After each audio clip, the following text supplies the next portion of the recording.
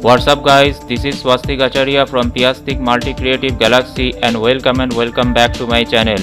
Today I am here to show you the tutorial of how to design a Facebook or social media ad for digital marketing in Adobe Photoshop.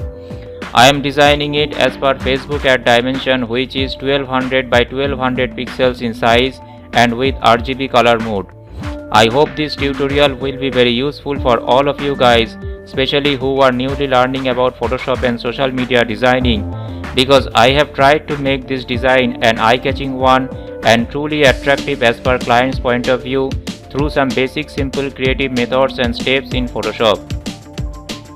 From that point, I will say who are beginner graphic designers or those who have basic ideas of Photoshop tools and effects will understand properly through this whole tutorial about how an eye-catching Facebook ad can be designed for digital marketing agency.